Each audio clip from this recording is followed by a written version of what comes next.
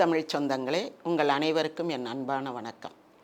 இன்றைக்கு நாம் 1957ஆம் ஆண்டு வெளிவந்த சக்கரவர்த்தி திருமகள் படத்தை பற்றி பார்க்க இருக்கின்றோம். சக்கரவர்த்தி திருமகன் என்ற பெயரில் இராமாயணத்தை ராஜாஜி அவர்கள் எளிய உரைநடையில் எழுதினார். அது நிறைய எண்ணிக்கையில் விற்கப்பட்ட நூல். நிறைய பேர் வாங்கி இராமாயணத்தினுடைய முழு கதையையும் ரொம்ப எளிமையான ஒரு உரைநடையில் படித்து தெரிந்து கொண்டார்கள். அதே தலைப்பை கொஞ்சம் மாற்றி சக்கரவர்த்தி திருமகள் என்ற பெயரில் இந்த படம் வெளிவந்தது. சக்கரவர்த்தி திருமகள் படத்தில் ஒரு ஹைலைட்டான விஷயம் என்னென்னா, எம்ஜிஆர் பேர் உதயசூரியன். அதாவது அவர் திமுகவின் ஒரு முக்கிய அங்கத்தினராகி திமுகவின் கொள்கை பரப்பு செயலாளராக அந்த பட்டம், பதவி, விருது அதெல்லாம் அவருக்கு கொடுக்கப்படவில்லையே தவிர, அவரே விரும்பி முழுக்க திமுகவின் கொள்கைகளை உள்வாங்கி அதை தன்னுடைய படங்களில் எல்லா வழியிலும் பாட்டு, நடனம், வசனம் எல்லா வழிகளிலும் திமுகவின் கொள்கையை பரப்ப தயாராகிவிட்டார். அதில் இந்த படத்தில் அவர் தன்னுடைய பேரையே உதயசூரியன் வச்சுருப்பார். அடுத்தது இந்த படத்தில் ரொம்ப சிறப்பான பாடல்கள், டான்ஸு, சண்டை காட்சி இதெல்லாமே மக்களை கவரக்கூடிய வகையில் நிறைய பொழுதுபோக்கு அம்சங்கள் நிறைந்த ஒரு படம். அதனால தான் இது வெற்றி படமாக அமைந்தது. இந்த படத்தினுடைய மைய கருத்து என்ன அப்படின்னா, ரொம்ப வினோதமாக இருக்கும். இது எம்ஜிஆர் படமே கிடையாது. எம்ஜிஆருடைய ஹீரோயிசத்துக்கு இந்த படத்தில் எதுவுமே கிடையாது. ஏன்னா நம்ம என்ன சொல்லுவோம், எம்ஜிஆர் படம்னா எல்லாமே எம்ஜிஆரை சுற்றியே இருக்கும், அவருடைய இமேஜ் பில்டப் பண்ணுறதா இருக்கும். அப்படியெல்லாம் நிறைய பேர் ஒரு எம்ஜிஆர் மேலே எம்ஜிஆர் படம்னா அதில் எம்ஜிஆர் தான் ஆல் இன் ஆல் அப்படின்வாங்க. அப்படிலாம் ஒன்றும் கிடையாது. இந்த படம் எடுத்துக்கலாம், இதுக்கு அடுத்து நம்ம பேச போகிற மகாதேவி எடுத்துக்கலாம். இதெல்லாம் எம்ஜிஆருக்கு உரிய ரோல்ன்றது ரொம்ப மினிமம். இந்த படத்தினுடைய பாடல், ஆடல், சண்டை காட்சிகள் எல்லாமே மிக பிரமாதமாக இருக்கும்.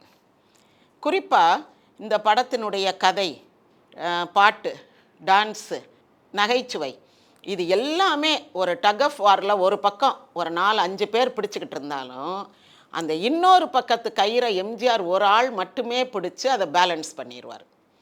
அப்படின்னா என்னென்னா, இந்த இவ்வளவு சிறப்பம்சங்களும் வைத்து வேறொரு நடிகரை அந்த படத்தில் நடிக்க வச்சுருந்தா அந்த படம் வெற்றி படமாக ஆகியிருக்காது. ஏன்னா அவ்வளவு சிக்கலான கதை இது. இந்த கதை வரலட்சுமி ஒரு தோழிப்பெண், அவங்க தான் இந்த கதையினுடைய மையப்புள்ளி. அவங்கள சுற்றி அவங்களுடைய திட்டங்கள், அவங்களுடைய சூது, வாது, வஞ்சகம் இதை பற்றி தான் கதையே. இதில் எம்ஜிஆருடைய ஹீரோயிசம் மற்றதுக்கெல்லாம் இங்கே இடமே கிடையாது. அப்படி இருக்கும்போது இடையில் ஒரு துணைக்கு இந்த வரலட்சுமிக்கு வீரப்பாவை ஒரு துணைக்கு சேர்த்து வச்சுருப்பாங்க. வீரப்பன் மெயின் வில்லன் கிடையாது. நம்ம வீரப்பன் ஹஹான்னு சிரிக்கிறது, வசனம் பேசுகிறது, சண்டை போடுறது, வாழ் சண்டை போடுறத வச்சு வீரப்பா வில்லன், எம்ஜிஆர் கதாநாயகன்றோம். உண்மையிலேயே இந்த படம் கதாநாயகி அஞ்சலி தேவியினுடைய தோழியான வரலட்சுமி. இந்த வரலட்சுமி யாருன்னா, பின்னாடி மாட்டுக்கார வேலனில் ஜெயலலிதாவுக்கு அம்மாவாக நடிச்சிருப்பாங்க. நீதிக்கு தலைவணங்கு படத்தில் எம்ஜிஆருக்கு அம்மாவாக நடிச்சிருப்பாங்க. ஆதிபராசக்தி படத்தில் ஆதிபராசக்தியாகவே நடிச்சிருப்பாங்க. பணமா பாசமால ஒரு கொடூர மாமியார் மாதிரியெல்லாம் நடிச்சிருப்பாங்க.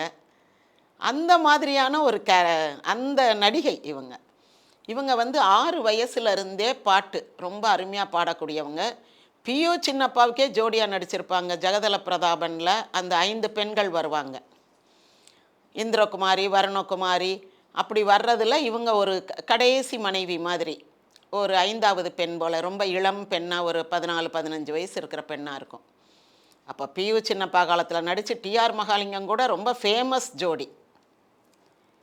டிஆர் மகாலிங்கமும் இவங்களும் 2-3 படங்கள் நடித்தாங்க ஜோடியாக, ரொம்ப க்ளோஸாக இருந்தாங்க. இவங்க 2 பேர் காரில் கிளம்பி போனால் அந்த ரோட்டில் போகிறவங்களாம் அப்படி நின்று பார்ப்பாங்களாம், டிஆர் மகாலிங்கம் போகிறாருன்னு. ஏன்னா அப்படி பாட்டு பாடிக்கிட்டு ரொம்ப ஆனந்தமாக காரில் ட்ராவல் பண்ணிட்டு போவாங்களாம். இவங்க வீட்டுக்கு வந்தாங்கன்னா டிஆர் மகாலிங்கம் சாரோட மனைவி ஆரத்தி எடுத்து வீட்டுக்குள்ளே கூப்பிட்டு போவாங்களாம். பொதுவாக இப்போ ஒரு கலை நிகழ்ச்சிக்கு வெளியே போனால் நிறைய பேர் கண்ணு பட்டிருக்கும்ல, அப்போ அந்த கலை நிகழ்ச்சிக்கு போயிட்டு வர்ற கலைஞர்களுக்கு ஆலத்தி எடுத்து வீட்டுக்குள்ளே கூப்பிட்றது ஒரு பழக்கம், கண் திருஷ்டி போகிறதுக்காக. அந்த மாதிரி இவங்க 2 பேருக்கும் டிஆர் மகாலிங்கம் வரலட்சுமி வீட்டுக்கு வரும்போது ஷூட்டிங் போயிட்டு டிஆர் மகாலிங்கம் ஒய்ஃபே வந்து திருஷ்டி சுற்றி போடுவாங்களாம். அந்த அளவுக்கு அவங்க வந்து நல்லா க்ளோஸாக இருந்தாங்க. ஆனால் இந்த படம் நடிக்கும் போது அந்த நிலைமை மாறி போச்சு. அவர் ஒரு 2-3 படம் எடுத்து ரொம்ப நொடிச்சு போய் வீடெல்லாம் ஏலத்துக்கு வந்து எம்ஜிஆர் தான் அந்த வீட்டை வந்து ஏலத்திலேருந்து மீட்டு கொடுத்தாரு. ஒரு ஆள் 2 பேர் இல்லை, நிறையா பேருக்கு எம்ஜிஆர் இப்படி படம் தயாரித்து வீடு ஏலத்துக்கு வரும்போது எம்ஜிஆர் தான் மீட்டு கொடுப்பார். எஸ் வரலட்சுமி இந்த படத்தில் வந்து தயாரிப்பாளர் யாருன்னா ஏஎல்எஸ், கண்ணதாசனுடைய அண்ணன். இப்போ கண்ணதாசனை ஒரு வீட்டுக்கு தத்து கொடுத்துட்டாங்க. ஆனால் கண்ணதாசன் கூட பிறந்த அண்ணன் இருக்கார்ல ஏஎல் சீனிவாசன், அவருடைய தயாரிப்பு. அப்போ ஏஎல் சீனிவாசன் தயாரிப்பு, எஸ் வரலட்சுமி வந்து ஏஎல்எஸ்க்கு ரொம்ப வேண்டப்பட்டவங்க. அதனால முழுக்க முழுக்க படம் எஸ் வரலட்சுமி படமாக தான் இருக்கும்.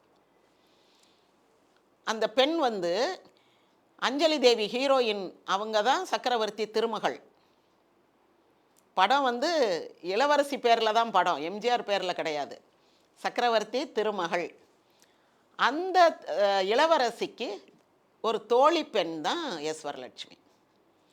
ஆனால் இந்த பெண் என்ன செய்யும்னா, எம்ஜிஆர் மேலே ஆசைப்பட்டு எம்ஜிஆரை கல்யாணம் பண்ணணும், அந்த இளவரசனை கல்யாணம் பண்ணி அந்த நாட்டுக்கு ராணியாக போகணும், எவ்வளவு நாள் தான் இப்படி தோழியாக இருக்கிறது, இந்த அரண்மனையிலேயே நம்ம கிடந்து நம்ம தாய் தந்தையரை போல அடிமைகளாக கிடந்து சாக வேண்டியது தானா அப்படின்னு அவங்க அண்ணன் தங்கவேலுகிட்ட கேட்கும். அப்போ தங்கவேலு சொல்லுவாப்புல, அது நம்ம விதி அப்படின்னு. அந்த விதியை மாற்றக்கூடிய வித்தையை தெரிந்தவள் துர்கா, நான் நினச்சதை சாதிச்சே தீர்வேன் அப்படின்னு எஸ் வரலட்சுமி ஒரு தவறான ஆசை. ஆனால் இதில் பியூட்டி என்னென்னா, எஸ் வரலட்சுமிக்கு இந்த கதாநாயகிக்கும் கதாநாயகனுக்கும் முன்னாடியே பழக்கம் இருந்ததுன்றது தெரியாது. அது ஒரு பெரிய ரகசியம் இந்த கதையில். ஏன் வந்து எஸ் வரலட்சுமி எம்ஜிஆர் மேலே ஆசைப்படணும்? எம்ஜிஆருக்கு ஜோடி அஞ்சலி தேவி.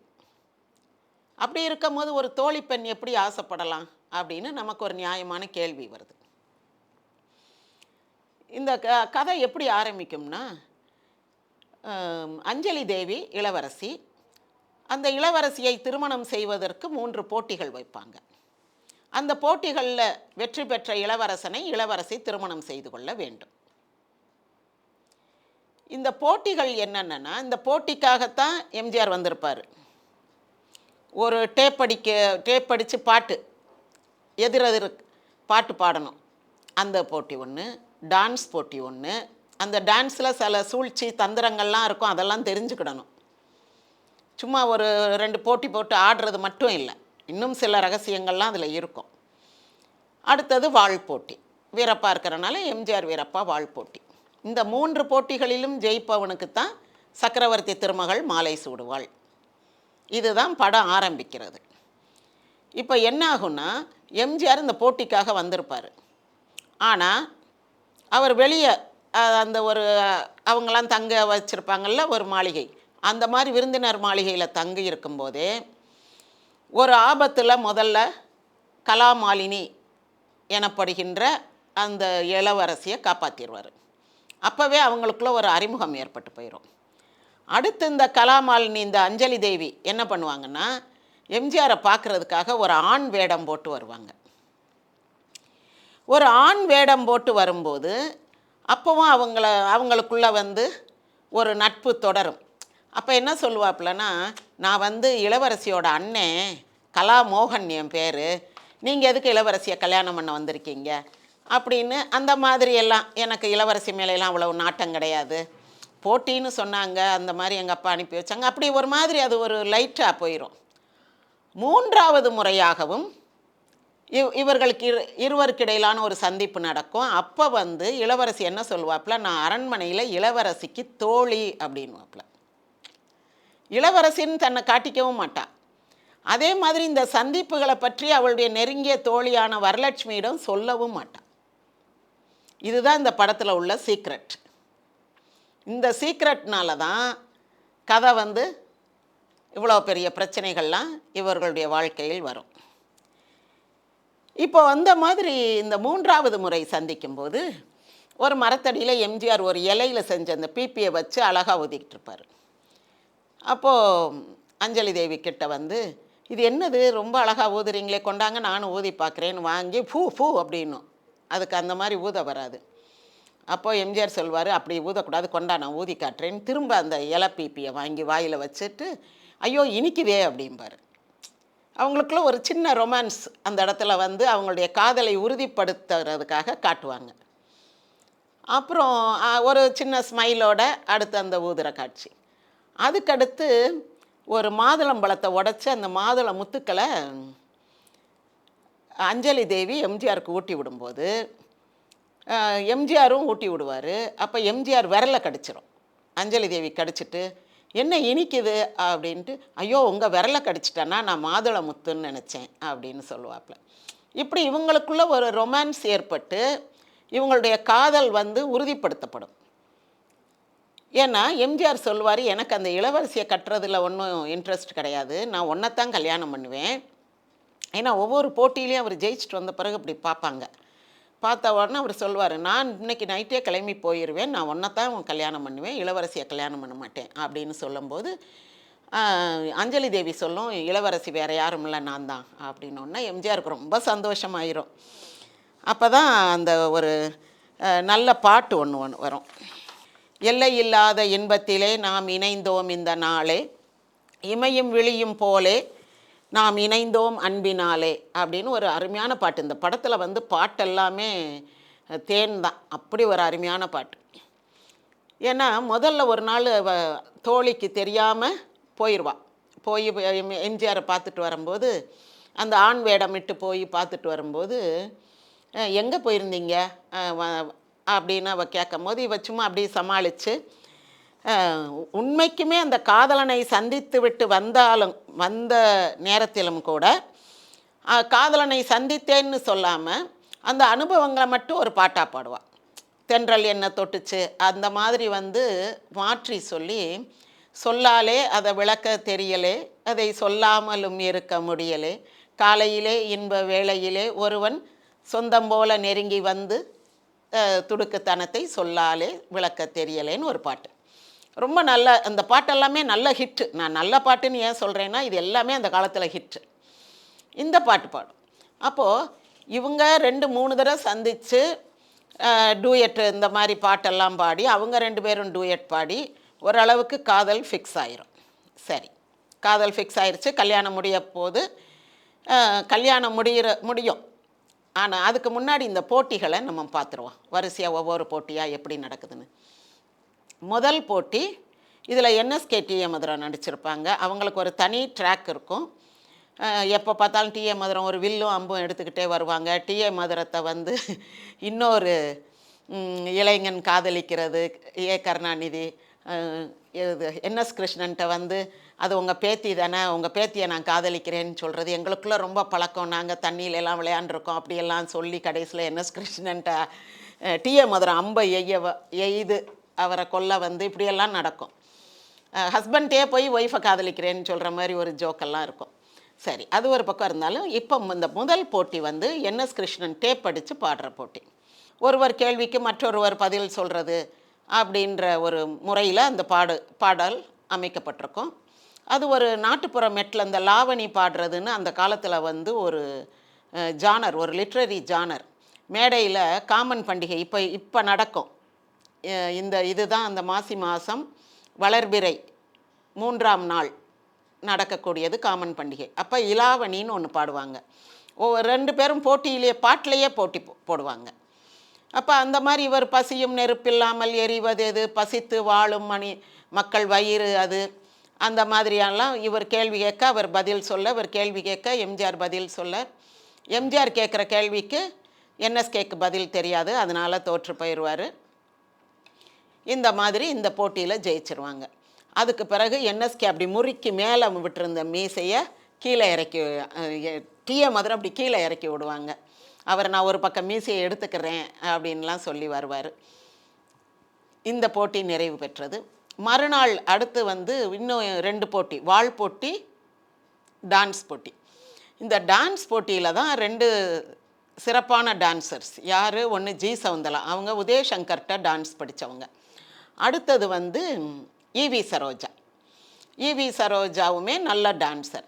இவங்க 2 பேரும் இவங்களுமே ஒரு நாட்டுப்புற பெண் மாதிரியான ஒரு மேக்கப்பில் தான் ஆடுவாங்க. இந்த பரதநாட்டியம் மேக்கப்லாம் கிடையாது. அப்படி ஆடும்போது ஆனால் எம்ஜிஆர் அதை கவனிச்சுக்கிட்டே இருக்கணும். ரொம்ப கவனமும் இருக்கணும். இவங்க என்ன மாதிரி ஆடுறாங்களோ அதே ஸ்டெப்ஸை இவர் போடவும் செய்யணும், போட்டு காட்டவும் செய்யணும்.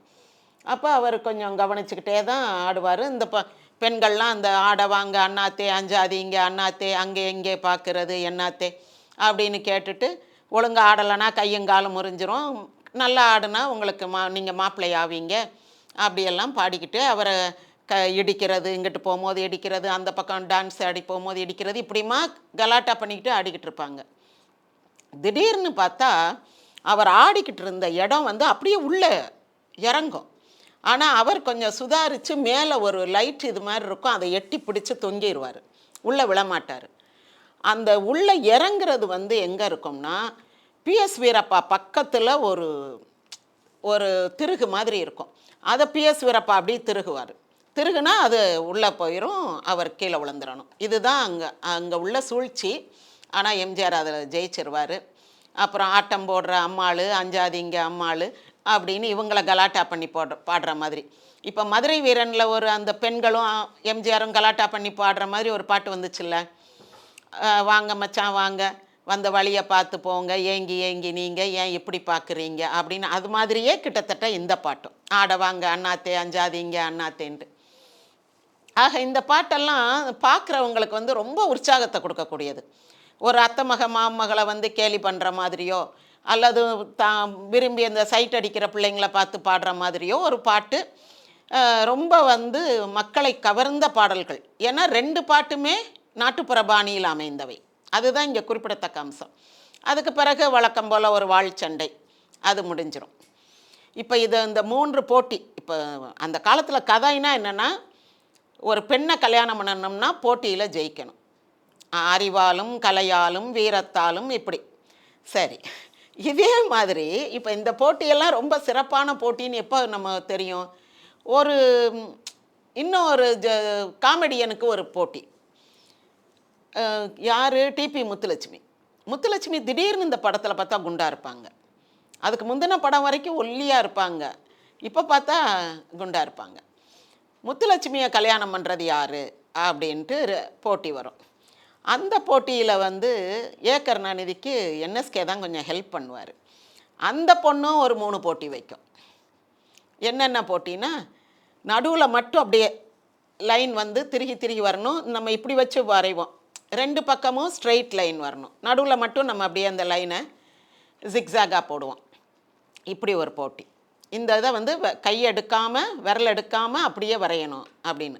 அதாவது 2 ஒத்தக்கோடு போட்டுட்டு நடுவில் அப்படி ஜிக்ஸாகாக போடக்கூடாது.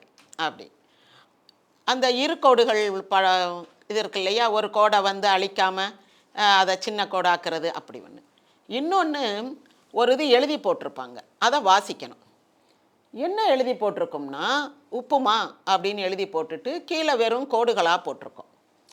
இது புரியவே புரியாது. உப்புமா, சரி இது என்ன கோடு, இது ஒன்றும் புரியலையே அப்படின்னு இருக்கும் போது என்எஸ் கிருஷ்ணன் மெதுவாக ஏ கருணாநிதிட்ட சொல்லுவாப்புல, என்ன அப்படின்னுவாப்புல.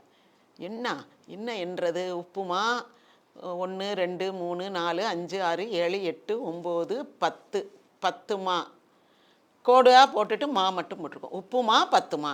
இஸ் இட் அடிக்குவேட்டுன்னுவோம்ல, அந்த ஒரு பொருளில் அது இருக்கும். கண்டுபிடிச்சி அவங்க கல்யாணம் நடக்கணும் வைங்க. அதாவது ஒரு ஹீரோயிசத்தை வந்து மிகைப்படுத்தி காட்டணும் அப்படின்னா, ஒரு ஹீரோ வந்து உடல் வலிமை உடையவர் அல்லது அறிவுத்திறன் உடையவர் அப்படின்னு காட்டணும்னா அதுக்கு கான்ட்ராஸ்டாக இன்னொன்று காட்டணும். இப்போ ஃபோட்டோகிராஃபியில் ஒரு படம் காட்டுவாங்க, அந்த படம் வந்து உயரமானது பெரியதுன்றது எப்படி தெரியும்? அதுக்கு கீழே ஒரு 7 அடி உயர மனிதன் ரொம்ப ஹைட்டானவன்றது நமக்கு பார்த்தா தெரியாது. அதுக்கு கீழே ஒரு நார்மல் ஹைட் உள்ள ஒரு மனிதனுடைய படத்தை வச்சா அது ஒரு 5 அடிக்கு இருந்தால் இவன் 7 அடி, அப்பா அவன் எவ்வளோ உயரம் அப்படின்னு தெரியும். அதே மாதிரி தான் சினிமாவும். ஒரு ஹீரோவுடைய இமேஜை வந்து ரொம்ப ஹைலைட் பண்ணி காட்டணும்னா இந்த சாதாரணப்பட்ட ஆட்கள்லாம் வந்து இவ்வளவு தான் இவங்களுக்கு முடியும், ஆனால் only a hero can do that அப்படின்னு. அப்போ நான் ஏற்கனவே சொன்ன மாதிரி எ மேன் ஒரு ஹீரோன்றது a man is a hero but not any man can do இட்னுவாங்க. ஒரு மனிதனால் செய்யக்கூடியது தான் ஹீரோயிக் ஆக்டிவிட்டீஸ் எல்லாம். அப்போ அந்த போட்டிகள் ஒரு மாதிரி, இவங்களும் வந்து புலியை பார்த்து பூனை சூடு போட்ட மாதிரி இவங்களும் ஒரு சின்ன போட்டியெல்லாம் வச்சு ஒரு கல்யாணம் நடத்துவாங்க. சரி, இப்போது போட்டியில் ஜெயிச்சு கல்யாணம் வந்துருச்சு. இதில் இன்னொரு பிரச்சனை இந்த கல்யாணத்தில் என்னென்னா, அல்லது இந்த படத்தில் இன்னொரு சீக்ரெட். இப்போ முதல்ல ஹீரோயின் பார்த்தது அந்த வில்லிக்கு தெரியாதுன்ட்டேன். அப்போது வில்லி வந்து அந்த போட்டியில் ஜெயிக்கிற போது ராஜகுமாரி எம்ஜிஆரை ஏற்கனவே பார்த்து ரொம்ப சந்தோஷப்படும். ஆனால் வரலட்சுமி கூட நிற்கிற தோழியும் பார்த்துட்டு இவனைத்தான் கல்யாணம் பண்ணணும், இவன் இளவரசன், இவனை கல்யாணம் பண்ணி இவன் நாட்டுக்கு நம்ம ராணி ஆயிரணும், அப்படி ஒரு கற்பனையை வளர்த்துக்கிட்டு இருக்கோம். சம்மந்தமே இருக்காது. ஒரு போட்டியில் ஒரு இளவரசன் ஜெயிக்க வர்றான்னா அந்த நாட்டு இளவரசியை கட்டத்தான் வர்றான். அவன் ஒரு நோக்கத்தோடு தான் இந்த போட்டியில் கலந்துக்கிறான். ஆனால் ஏதோ அவர் போகிற போக்கில் வந்து போட்டியில் கலந்துக்கிட்ட மாதிரி வரலட்சுமி வந்து இளவரசன் மேலே ஒருதலை காதல். இப்போது கல்யாணத்தில் என்ன சீக்ரெட்னா, இந்த வடநாட்டில் செய்கிற மாதிரி தலையில் முக்காடு போட்டு அந்த கருகுமணியை கொடுத்து கட்ட சொல்லுவாங்க. அதனால் பொண்ணு யாருன்னு தெரியாது. எம்ஜிஆர் என்ன நினைப்பார், இளவரசி தான் பொண்ணு, நம்ம காதலிச்ச பொண்ணு தான் உட்காந்துருக்கு பக்கத்துலன்னு நினச்சி தானே தாலி கட்டுவார். அப்படி தான் கட்டுவார். முடியை பிடிச்சி இழுப்பார், சடையை பிடிச்சி லேசாக கிள்ளுவார். மணவரையில் இந்த மாதிரியெல்லாம் நடக்கும். இந்த பொன்னலங்காரம் பண்ணி இளவரசி வரும்போது இந்த வரலட்சுமி என்ன சொல்லும், எனக்கு தலை வலிக்குது, நான் இங்கே இருந்துக்கிறேன் அப்படின்னு இருந்துக்கிறோம். திரும்ப கல்யாணம் முடித்து தாலி கட்டிட்டு வரும்போது எல்லோரும் வெளியே போங்க, இளவரசி கொஞ்சம் ரெஸ்ட் எடுக்கட்டும்னு சொல்லிட்டு, என்னம்மா என்ன நடந்துச்சு மணவரையில், ஏதாவது சுவாரஸ்யமான விஷயங்கள் உண்டான்னு கேட்கும். கேட்ட உடனே இளவரசி சொல்லுவாப்புல, ஆமாம் இளவரசர் என் தலைமுடியை பிடிச்சி இழுத்தாரு, என்னை கிள்னாரு அப்படின்னு. அப்படியாங்கம்மா, சரி இந்தாங்க பாலை குடிங்க அப்படின்ட்டு ஒரு மயக்க மருந்து கலந்த பாலை கொடுத்துரும். கொடுத்துட்டு அந்த தாலியை கலட்டி வரலட்சுமி தாங்காலத்தில் கட்டிக்கிட்டு இந்த போட்டியில் தோற்ற உடனேயே வீரப்பா வந்து ரொம்ப வருத்தமாக இருப்பாப்புல, ஐயோ இனி நமக்கு வந்து இளவரசி இல்லையே, கிடைக்காதேன்ட்டு. அப்போ வீரம் போனால் என்ன, விவேகம் இருக்கிறது அண்ணா, நான் உங்களுக்கு இளவரசியை பெற்று தருகிறேன், நீங்கள் இவ்வளோ நாள் இங்கே தளபதியாக இருக்கும்போது உங்களுக்கு இளவரசியை திருமணம் செய்து வைக்காமல் வேறொரு மணமகனை தேடியது ஏன், அப்படி இப்படின்னு பேசி அவரையும் அண்ணான்னு கூட்டு சேர்த்துக்கிறோம். நிஜ அண்ணா வந்து தங்கவேலு, பட் இருந்தாலும் வீரப்பாவை கூட்டு சேர்த்து இப்போ வீரப்பா வர சொல்லி, இந்தாங்க இந்த பொண்ணு மயக்கமாக இருக்குது, தூக்கிட்டு போங்கன்னு சொல்லிடும். அது எவ்வளோ ஒரு மோசமான ஒரு சம்பவம். இவ்வளோ உண்ட வீட்டுக்கு இரண்டகம் நினைக்கின்ற ஒரு கொடிய வஞ்சகியாக வரலட்சுமி நடிச்சிருக்கும் இந்த படத்தில். இந்த பொண்ணு ஒரு அப்பாவி தானே, அது கல்யாணம் பண்ணின ஒரு பெண்ணை, ஒரு இளவரசியை ஒரு தளபதிகிட்ட தூக்கிட்டு போயிங்க அப்படின்னு சொல்லி கொடுத்து விட்ரு, தூக்கிட்டு போயிடுவாப்பில்.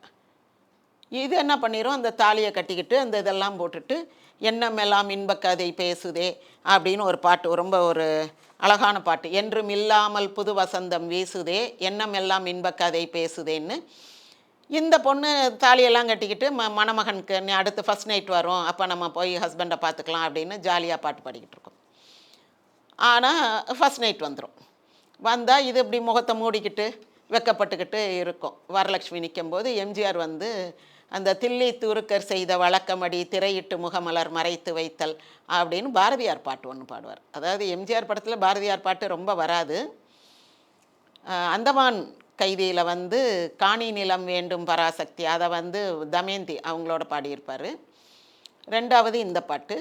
அப்புறம் மீனவ நண்பனில் வந்து அந்த தனி ஒருவனுக்கு உணவில்லை எனில் ஜகத்தினை அழித்திடுவோம் என்று கவிமகன் பாரதி சொன்ன சொல்லை நிறைவேற்றிடுவோம்னு ஒரு 4 வரி வரும்.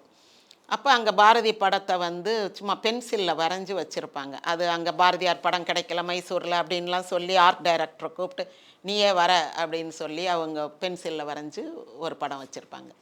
ஒரு கிராமத்தில் நடக்கிற பாரதியார் விழான்ற மாதிரி காட்டுவாங்க. இப்போ இங்கே வந்து அந்த தில்லி துருக்கர் செய்த வழக்கமடி திரையிட்டு முகமலர் மறைத்து வைத்தல் அப்படின்னு சொல்லி இவர் பாடிட்டு அதை ஜஸ்டிஃபை பண்ணணும்ல, அதுக்காக அந்த ஒரு பாட்டெல்லாம் பாடிட்டு திரையை விலைக்கு பார்த்தா அவருக்கு ஒரே அதிர்ச்சி.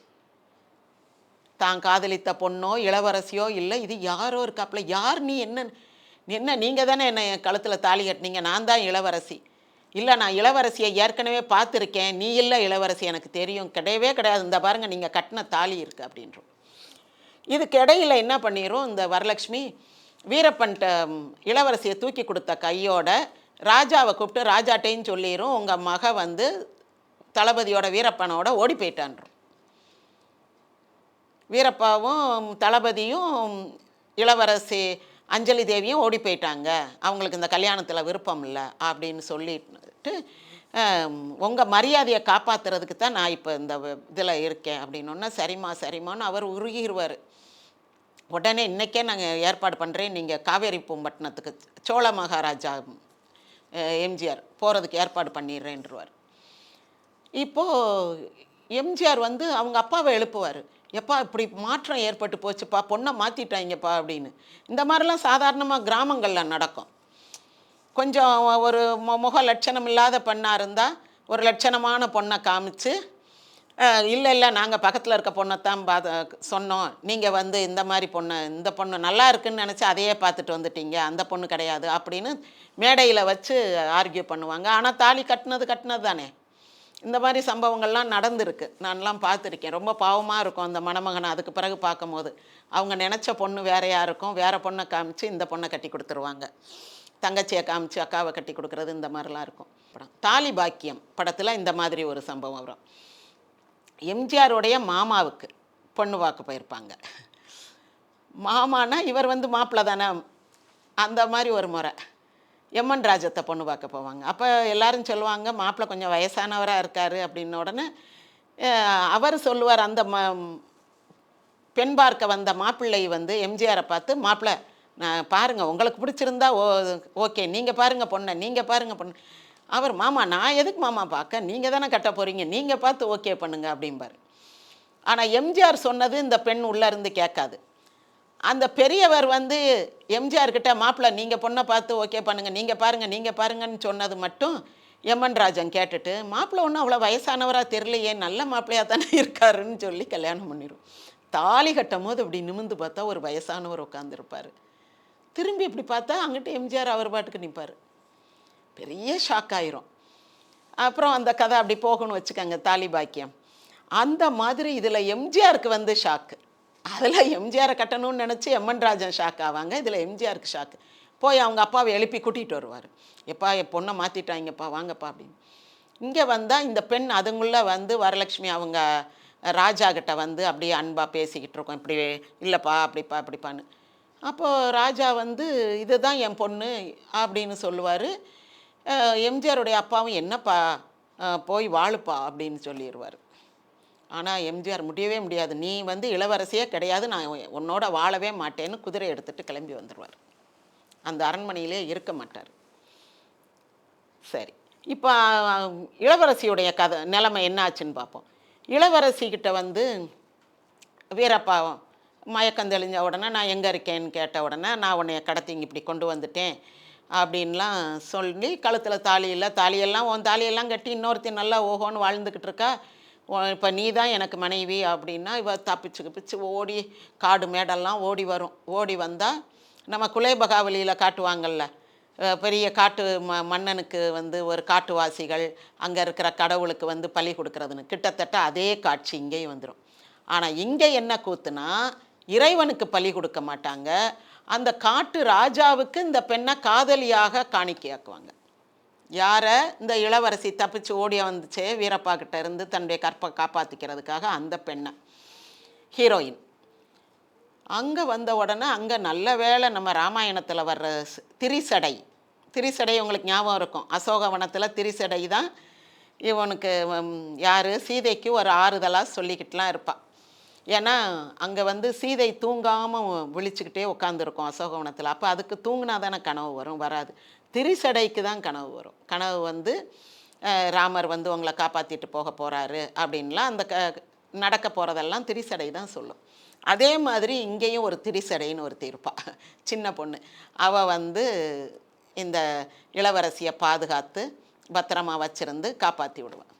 ஆனால் காப்பாற்றி விட்டாலும் திரும்ப வீரப்பா வந்து மடக்கி கிடக்கி அப்படியே அந்த கதை போகும். அப்புறம் எம்ஜிஆர் வீரப்பா சண்டை கண்டை இப்படியே போகும்போது ஒரு தடவை வந்து இந்த பெண்ணு இளவரசிக்கு வந்து ஒரு வீட்டில் அவள் தப்பிச்சு ஓடி வந்து ஒரு தண்ணியில் விழுந்து அப்புறமெல்லாம் வந்து ஒரு வீட்டில் இருப்பாள். ஒருத்தவங்க அடைக்கலம் கொடுத்துருப்பாங்க, ஒரு பெண். அந்த பெண் வந்து அரண்மனையில் வீணை வாசிக்கிற பெண். அப்போ உங்கள் அரண்மனையில் யார் ராணின்னா, அந்த நம்ம வரலட்சுமி தான் இங்கே ராணியாக இருப்பாள். அதாவது எம்ஜிஆர் ஊருக்கே வந்துடும் இந்த அம்மா. நீந்தி கீந்தி எப்படியாவது நம்ம கணவன்கிட்ட போய் சேர்ந்துருவோம் அப்படின்ட்டு வரும்போது, உங்கள் இதெல்லாம் ராணியா, யார் ராணின்னு, இப்படி ஒரு ராணி இருக்காங்க. அவர் போய் போட்டியில் ஜெயிச்சு கல்யாணம் பண்ணிட்டு வந்தார். போட்டியில் ஜெயிச்சு கல்யாணம் பண்ணது என்னத்தானே அப்படின்ட்டு, சரி நான் அந்த ராணியை பார்க்கணுன்னு. அப்போ நீ உனக்கு டான்ஸ் தெரியுமா, நீ டான்ஸ் ஆடு, நாங்கள் வீணை வாசிப்பேன். அப்புறம் வந்து ஒரு டான்ஸ் ஆடும். எந்த இன்பம் கொள்ளை கொள்ள வந்த நீலி யாரோ அப்படின்னு ஒரு பாட்டு. இந்த பாட்டு பாட பாட வரலட்சுமிக்கு கோவமாக வரும். என்ன இவ்வளோ இன்னும் சாகலையா, அவன்கிட்ட கொடுத்து விட்டோமே, அவன் கூட்டு போய் இவ்வளோ வச்சு என்ன மாதிரி பண்ணாமல் இங்கே திருப்பி நம்ம முன்னாடி அனுப்பிட்டானே அப்படின்னு வீரப்பன் மேலே கோவம் வரும். ஏன்னா வீரப்பன் வீரப்பா வந்து நடுவில் 2-3 தடவை வந்து நிறைய நகையெல்லாம் வாங்கிட்டு போயிருப்பாப்புல வரலட்சுமிகிட்ட. வரலட்சுமி அவனையும் கொல்றதுக்கு ஒரு மருந்து பால் கொடுப்பா, அதெல்லாம் குடிக்க மாட்டேன், நீ அவளுக்கே விஷம் வச்சவ எனக்கு வைக்க மாட்டியான்னு அந்த பாலை தட்டி விட்டுட்டு போயிடுவோம். இந்த மாதிரி சம்பவங்கள்லாம் நடந்திருக்கும். பார்த்தா இவன் முழுசாக வந்து டான்ஸ் ஆடிக்கிட்டு இருந்தவொன்னே அவள் கோவப்பட்டு அப்புறம் கூப்பிட்டு, நீங்கள் வந்து இப்படி ஓடி போயிட்டீங்க, அதனால தான் நான் வந்து ராஜா என்னை கெஞ்சி கேட்டுக்கிட்டார் என் மானத்தை காப்பாற்றுன்னு, இப்படியெல்லாம் வந்து ஒரு மாதிரி கன்வின்ஸ் பண்ணி வைக்கும்போது என்ன ஆயிரும், இவ வந்து எம்ஜிஆர் ஒரு மாறு வேடம் போட்டு, அதாவது இந்த கிரேக்க ஃபிலாசபர்ஸ் இருப்பாங்க இல்லையா, அந்த மாதிரி ஒரு மாறு வேடம் போட்டு அந்த ஊருக்குள்ளே இந்த ராணி யார் வீட்டில் இருக்கா, ஏன்னா இது ஒரு வீணை வாசிக்கிறவங்க வீட்டில் தானே இருக்குது, யார் வீட்டில் இருக்குன்னு தேடி வருவார். எம்ஜிஆர் வந்து ஒரு மாறு வேஷம் போட்டு பிறக்கும்போது பிறந்த குணம் போக போக மாறுது அந்த பாட்டு. இந்த பாட்டு பாடி அப்படியே, அது ஒரு நல்ல தத்துவ பாட்டு, நீங்கள்லாம் பல முறை கேட்டிருப்பீங்க.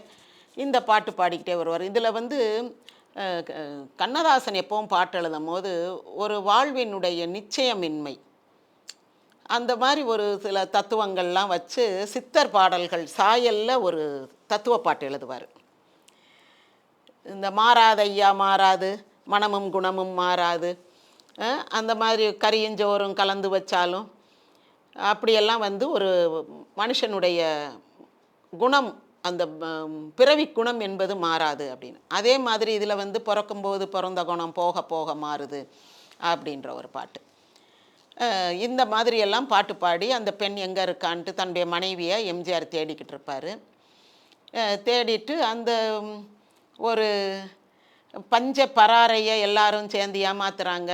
திருடனவே ஒரு வசதியானவன் திருடி இருப்பான் இன்னொருத்தன் பாக்கெட்டில் இருந்து காசை. ஆனால் ஒரு அப்ராணி அந்த இடத்துல நிற்பான், ஒரு ஏழை, அவனை பிடிச்சி அடிப்பாங்க. அப்போ அவனை காப்பாற்றி கூட்டு வருவார். அந்த பாட்டே வந்து சில குட்டி குட்டி சம்பவங்களாக இருக்கிற மாதிரி இருக்கும், நல்லா இருக்கும் அந்த பாட்டு பாருங்கள். அப்புறம் இவர் அப்படியே வரும்போது இவ என்ன பண்ணுவா, அந்த வஞ்சகி வில்லி வரலட்சுமி வந்து முத்துலட்சுமியை கூப்பிட்டு, எப்படியாவது இவளை வந்து நம்ம அங்கே கொண்டு போய் வீரப்பா இதில் சேர்த்துறணும் அப்படின்ட்டு வண்டியில் ஏற்றி வச்சு, நம்ம அரண்மனை வண்டியில் ஏற்றக்கூடாது, வேறு யாராவது ஒரு வண்டிக்காரனை கூட்டிகிட்டு வாங்க. அப்போ வேறு வண்டிக்காரனை யாருன்னு இப்படி முத்துலட்சுமி தேடும் போது இந்த தாத்தா வேஷத்தில் எம்ஜிஆர் நிற்பார். நீ வண்டிக்காரன் தானே, பத்திரமா கொண்டு போய் விட்டுருவியா, உனக்கு இவ்வளோ பொன் தரேன் அப்படின்னோடனே, ஏன் உங்களுக்கு தான் அரண்மனை வண்டி இருக்குமே அப்படின்னு கேட்பார்.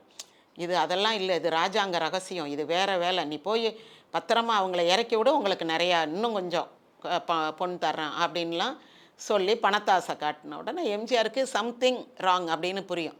சரின்னு ஏறி உக்காந்துருவார். வந்துடும். வந்தால் அப்புறம் ஒரு இடத்துக்கு, ஒரு பாலடைஞ்ச மண்டபத்துக்கு வந்துடுவாங்க. வந்தால் அங்கே வீரப்பா இருப்பாப்புல, இந்த வரலட்சுமி, அப்புறம் ராணி, எம்ஜிஆர் 4 பேரும், 2 பெண்கள் 2 ஆண்கள். ஆண்களுக்கு இடையில் ஃபைட்டு நடக்கும். அப்போ தான் அவள் உண்மையை சொல்லுவாள், நான் உன்னைய கொலை பண்ணத்தான் இங்கே கொண்டு வந்திருக்கேன் அப்படின்ட்டு வில்லி சொல்லுவாள் ஹீரோயினை பார்த்து. ஐயோயோ, நீ எவ்வளோ நல்லவன் நினச்சேன், ஏன் இப்படி பண்ணுறேன், அதெல்லாம் நீ உயிரோடு இருக்கிற வரைக்கும் எனக்கு ஆபத்து அப்படின்லாம் இவங்க பேசி சண்டை கிண்டை நடக்கும். அந்த இடத்துல சண்டை நடக்கிற இடத்துல, அதாவது என்னென்னா கத்தி அப்படி கபடா அப்படிலாம் ஆயுதங்கள் இருக்காது அங்கே. அந்த ஒரு பாலடைஞ்ச ஒரு பங்களாவில் என்ன கிடக்குதோ அதை எடுத்து சண்டை போடுவாங்க. நல்லாயிருக்கும் அந்த சண்டை. கீழே பார்த்தா பாம்புகளாக இருக்கும், ஒரு 10 பாம்பு சுற்றிக்கிட்டு இருக்கும், எல்லாம் படம் எடுத்து நாகப்பாம்பு நிற்கும். இதை பார்க்கும்போது வேறு பயமாக இருக்கும். ஆனால் என்ன ஆயிரும்னா கடைசியாக வரலட்சுமி வந்து கீழே விழுந்து அந்த பாம்பு கொத்தி செத்து போயிடுவான். அப்போ தான் நமக்கு வந்து நிம்மதியாக இருக்கும். வழக்கம் போல் எம்ஜிஆர் ஜெயிச்சிருவார், வீரப்பா செத்துருவாப்பில். அதாவது நல்லவன் வாழ்வான், கெட்டவன் அழிவான், அறம் வெல்லும், பாவம் தோற்கும். அப்போ அந்த ஒரு முடிவு வந்தால் தான் மனிதர்களுக்கு வந்து வாழ்க்கையில் ஒரு நம்பிக்கை ஏற்படும். என்ன நம்பிக்கைனா, நல்லவனாக வாழ வேண்டும். எவ்வளவு கஷ்டம் வந்தாலும் ஈன்றாள் பசி காண்பினும் செய்யற்க சான்றோன் பழிக்கும் வினை அப்படின்னு வள்ளுவர் என்னத்துக்கு சொல்லியிருக்காருன்னா, வாழ்க்கையில் கஷ்டம் வரும். பணம், வசதி, பதவி, படாடோபம், ஆடம்பரம் இதெல்லாம் கிடைக்கிறதுக்கு பல தீய வழிகள் நம்ம கண்ணுக்கு எதிராக இருக்கும். அதெல்லாம் நம்ம வந்து தெரிவு செய்யக்கூடாது. இப்படிப்பட்ட தீய வழிகளில் நீங்கள் தெரிவு செய்தால் அது வந்து கொஞ்ச நாளைக்கு நீங்கள் ராணி மாதிரி, மகாராணி மாதிரி வாழலாம். அதுக்கு பிறகு இருந்த இடம் தெரியாமல் போயிடுவீங்க அப்படின்ற ஒரு கருத்தை வந்து உறுதிப்படுத்துகிற மாதிரி கடைசியில். ஏன்னா ஒரு பெண்ணை வந்து எம்ஜிஆர் ஃபைட் பண்ணி கொல்ல முடியாது. இல்லை இளவரசி அந்த பெண்ணை கொல்ல முடியுமா? கொல்ல முடியாது. சரி போனால் போகுதுன்னு விட்டுறோன்னு வச்சுக்கோங்க, அது போய் இன்னொருத்தன் குடியை கெடுக்கும். அது மனசில் வந்து என்னது, என்ன வேணாலும் செய்யலாம், ஆனால் ஆடம்பரமாக வாழணும் அப்படின்னு நினச்சா அது யார் கூடியவாது கெடுக்கும். அதனால தான் அந்த மாதிரி பேராசைக்காரர்கள், துராசைக்காரர்கள், அடுத்தவங்க பொருள் மேலே ஆசை வைக்கிறவங்க, இவங்கெல்லாம் வந்து கள்ளத்தால் கல்வே மெனல்ன மாதிரி திருட்டுத்தனத்தால் நான் பெறுவேன், அது வந்து பெரிய புத்திசாலித்தனம்னு நினைக்கிறவங்களுக்கு வந்து இதுதான் முடிவு, சிறந்த முடிவாக இருக்கும் என்று அதோட அந்த இது முடியும். திரும்ப ஒரு எம்ஜிஆருக்கும் அவளுக்கும் அந்த இவங்களுக்கும் ஒரு பாட்டு, அந்த பாட்டோட படம் நிறைவு பெறும். ரொம்ப சந்தோஷமாக இருக்கும். கடைசியில் அப்படி பாட்டு வரும்போது எல்லோரும் நின்று அந்த பதட்டம் குறைந்து அந்த பாட்டை நல்லா பார்த்துட்டு அப்படியே சந்தோஷமாக வரலாம். இப்போ யூடியூப்பில் இந்த படம் வந்து நிறையா கிடைக்கிது. பாடல்கள் வந்து அருமை. இந்த அத்தானும் நான் தானே, சட்ட பொத்தானும் நீ தானே, அந்த பாட்டு, இந்த மாதிரி நகைச்சுவை காட்சிகள். அப்புறம் என்எஸ்கே டிஏ மதுரத்துக்கு இருக்கக்கூடிய நகைச்சுவை காட்சிகள். என்எஸ்கேயும் டிஏ மதுரத்தையும் கொண்டு போய் கொல்றதுக்காக ஒரு திட்டம் போட்டு 2-3 பேர் வருவாங்க. அப்போ அவங்க கத்தி வந்து சாமி கும்பிட்டா அந்த நெஜ கத்தி மரக்கத்தியாக மாறிடும் அப்படின்னு இதுக வந்து சும்மா பேசுங்க. பேசி அதுக்குள்ளே ஏற்கனவே ஒரு நெஜ கத்தியை எடுத்துகிட்டு அந்த வண்டியில் மரக்கத்தியை டிஏ மதுரம் வச்சுருப்பாங்க. அதை சொல்லி அப்படியெல்லாம் ஏமாற்றி ஒரு மாதிரி அவங்களுடைய ஜோக்ஸ் அது ஒரு பக்கம் இருக்கும். ஏ கருணாநிதி, முத்துலட்சுமி, என்எஸ்கே, டிஏ மதுரம் அது ஒரு பக்கம். இந்த படத்தில் என்ன ஒரு பரிதாபம்னா, தங்கவேலுவை போய் ஒரு வில்லன் கோஷ்டிக்குள்ளே சேர்த்து விட்ருவாங்க. அதாவது எம்ஜிஆருக்கு எப்படின்னா, தான் படத்தில் தங்கவேலு இருக்கணும், தங்கவேலுக்கு ஏதாவது ஒரு ரோல் கொடுக்கணும், அது வந்து அவர் ரொம்ப ஆசைப்படுவார். அதனால் இந்த படத்தில் வந்து இந்த ரோல் கொடுத்துருவாங்க, வில்லிக்கு அண்ணே, நீ இப்படி செய்ய அப்படி செய்யும், இந்த மருந்து பாலை கொண்டு அது கொடு வையின்ட்டு அவள் வந்து அந்த வில்லத்தனத்துக்கெல்லாம் தன்னுடைய அண்ணனை, கூட பிறந்த அண்ணன் தங்கவேலுவை துணைக்கு வச்சுக்கிடுவா. ஆனால் வீரப்பாவை வந்து அண்ணா அண்ணான்னு கூப்பிட்டு அதுவும் தன்னுடைய அந்த கூட்டுச்சதிக்கு அது ஒரு கூட்டாளியாக சேர்த்துக்கிடும். ஒரு பயங்கரமான வில்லியாக தான் காட்டியிருப்பாங்க வரலட்சுமியை. அது ஏஎல்எஸ் படம்ன்றனால அவங்களுக்கு வந்து இப்போ எப்படி பணமாக பாசமாக இல்லை, அவங்க ஒரு முழு ரோல் ஃபுல் அண்ட் ஃபுல் அவங்க தான் தாங்கி பிடிப்பாங்க படத்தை. அந்த மாதிரி இந்த படம் முழுக்க முழுக்க அந்த வில்லத்தனத்தை சுற்றி, பெண் வில்லியை சுற்றியே பின்னப்பட்ட கதை. இந்த பெண் வில்லி வந்து பின்னாடி இதயக்கனி படத்தில் ராஜசுலோச்சனா வருவாங்க. அதில் வந்து ராஜசுலோச்சனா சிகரெட் குடிக்கிற மாதிரியெல்லாம் கூட காட்டுவாங்க. அப்போது வந்து அந்த பெண்ணை பிடிச்சிட்டு நீ என்ன அப்படி பண்ணுறன்னு அதுகிட்டருந்து சில விஷயங்களை வரவழைக்கணுன்னும் போது அடிக்கக்கூடாதுல்ல, பொம்பளை பிள்ளையை அடிக்கிறது வந்து பாவம் அப்படின்ற ஒரு கான்செப்ட் இருந்தனால ஐஸ் பார் இருக்கும், அந்த ஐஸ் பாரில் படுக்க போடுவாங்க. 2 பெண் போலீஸ் அந்த பக்கம் கையங்காலையும் பிடிச்சிக்கிட்டு, ஐஸில் இருக்க முடியாதுல்ல, அப்போ உண்மையை சொல்லுன்னு கேட்டு அந்த மாதிரி இதயக்கனி படத்தில் ஒரு பெண் வில்லி, எம்ஜிஆர் படத்தில் வர்ற ஒரு படம் பின்னாடி வந்தது. இந்த படத்துலேயும் பெண் வில்லி தான். அந்த வில்லியினுடைய முடிவு வந்து பாம்பு கொத்தி செத்து போகிறதா இருக்கும். எல்லாரும் ஏற்றுக்கொள்ளக்கூடிய முடிவாக இருக்கணும், அப்போ தான் படம் வெற்றி பெறும். ஸோ இந்த படத்தில் வந்து ஒரு வித்தியாசமான கதை, மிக இனிமையான பாடல்கள், நடன காட்சிகள் எல்லாம் இருக்கும். இது எல்லாத்தையும் ஒரே பக்கத்தில் நின்று பேலன்ஸ் பண்ணுறது எம்ஜிஆர் மட்டும்தான். இல்லைன்னா இதெல்லாம் அப்படி துண்டு துக்கடாவாக உதிரி காட்சிகளாக பார்க்குற மாதிரி இருக்கும். ஆனால் ஒரு ஸ்டோரி லைனாக கொண்டு போகணும்னா எம்ஜிஆருக்காகத்தானே இந்த போட்டிக்குரிய பொருள், ஆசைப்படும் பொருள் வந்து எம்ஜிஆர். ஆசைப்படுறவங்க ஒரு தகுதி இல்லாத பெண், அந்த மாதிரி வந்து நமக்கு தகுதி இல்லாத ஒரு பொருளுக்கு ஆசைப்பட்டால் என்ன நடக்கும் அப்படின்ற மாதிரி தான் இந்த கதை வந்து போய் முடிஞ்சிருக்கும். மிகச் சிறப்பான படம், பாருங்கள், நல்லாயிருக்கும்.